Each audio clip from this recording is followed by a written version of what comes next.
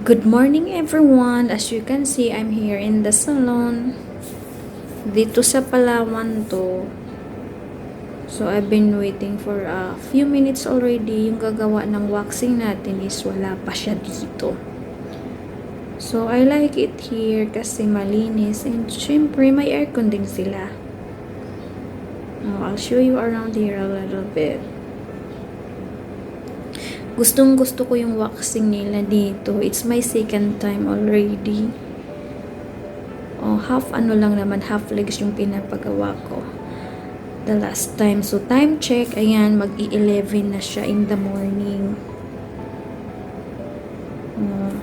Morning dito sa Pilipinas. So I have to wait a little bit longer. It's okay. So yun na nga, ang sabi ko, pang second time ko na yung wax dito sa half legs natin. Ayan, as you can see, nagustuhan ko yung wax nila dito. Naganipis yung ano ko, balbon. Kaya bumalik ako dito. Kunti na lang yung natirang balbon natin. So ayan, selfie muna tayo while nag-aantay tayo sa gagawa sa atin ng Brazilian wax.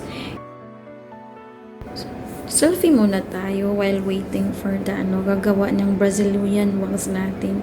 It's my third time na. So I'm getting my Brazilian wax today, mga besh. So women out there, sila lang yung makarelate nito. Char. So, tapos na tayo nag-Brazilian wax. Si Madam, ayan, siya yung gumagawa sa akin ng Brazilian wax. Makarelate dito yung mga girls out there. Hello, alam niyo na kung ano yon.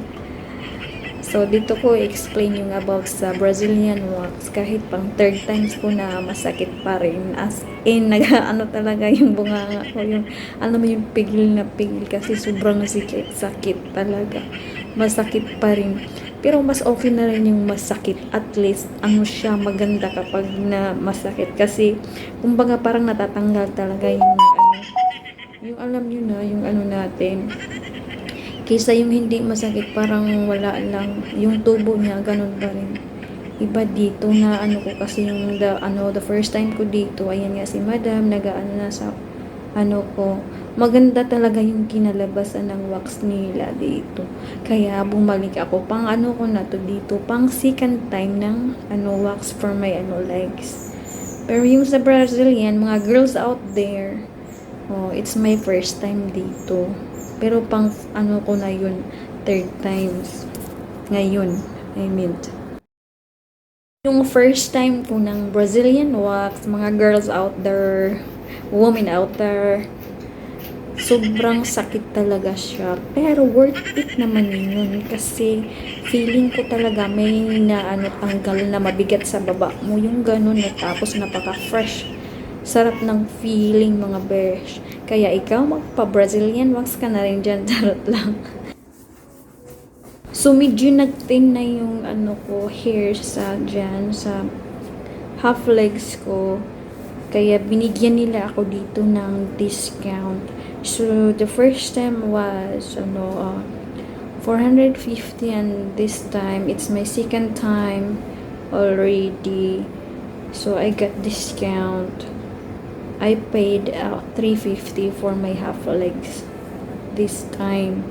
Since medyo na siya, nipis na yung balbon ko sa half legs ko. But for the Brazilian wax naman, tinanong ko sila, the same lang daw yung price. Depende kung makapal na o hindi. Pero yung sa akin, kasi makapal pa rin. Charot. Singkapal ng buhok mo. Char lang. Malapit na tayong matapos, mga besh. Yan, nakadapa na tayo. Kunting na lang. Masakit pa rin siya. Pero yung sa half legs natin is okay lang naman yung sakit. Hindi gaya talaga dun sa natin baba na yung Brazilian. As in, masakit talaga siya, mga besh. Kiri lang naman. Finally, tapos na tayo magpa Brazilian and half legs wax. Ang sarap sa feelings mga bes. Dito yan sa Tipto, as you can see, ayan, basahin nyo na lang. Dito yan, it's located on Lacao Street. Almost lang siya, across from the NCC Mall. Dito sa Puerto Princesa City. So, ito yung daan mo, ayan. Pababa na tayo. Ang sarap sa feelings mga besh.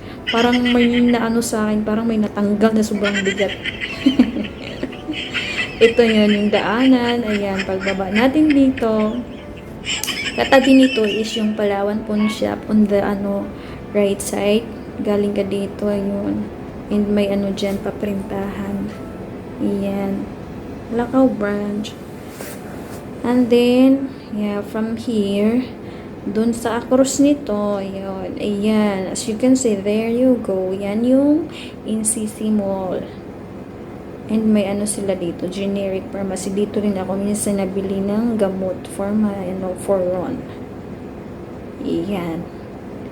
Tapos, katabi nito is yung, ayan, Palawan Pawn Shop. And then, there you go. Diyan, may stairs pataas. Dun sila located sa itaas. Sa upper floor. Ayan, as you can see. So, that's it for today. Bye-bye. Have a great day, everyone. And God bless po. Bye-bye. Ingat po, everyone.